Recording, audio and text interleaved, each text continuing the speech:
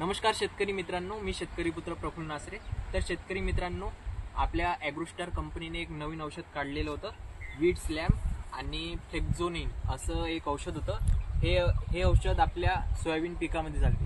हे औषध एकदा मारल्याने सोयाबीन निघेपर्यंत तण नाही येत असा कंपनीचा क्लेम होता।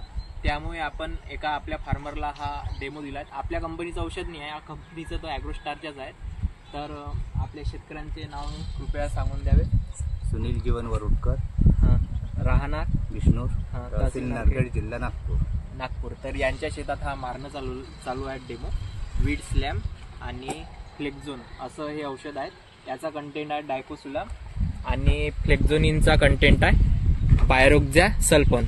85% मध्ये दोन्ही पण हे अवेलेबल आहे। तर बघू शेतकरी मित्रांनो, खरोखरच याचा सोयाबीन निघेपर्यंत रिझल्ट राहतो का? खरोखरच हे औषध सोयाबीन निघेपर्यंत तणाला रोखू शकते का?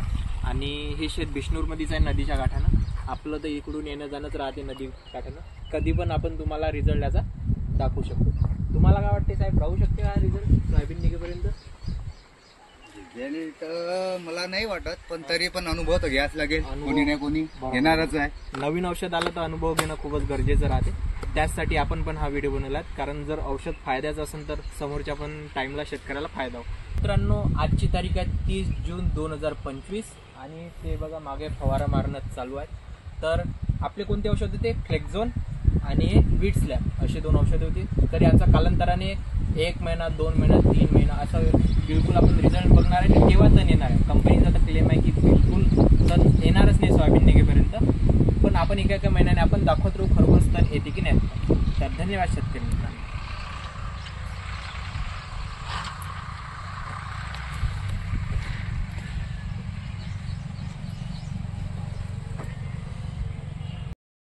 शेतकरी मित्रांनो, सोयाबीन पेरल्यानंतर लगेच 48 तासाच्या आत या औषधाचा फवारा आपल्याला घेणे खूप गरजेचे असते। आणि या औषधामध्ये एक लिक्विड फॉर्ममध्ये असते आणि एक पावडर फॉर्ममध्ये असते। तर आपल्याला काय करायचं, 1 एकराचा डोस हा 8 पंप होतो। जे आपण 2 पॉकेट दाखवले त्यांचे आपल्याला 8 पंप बनवायचे असते।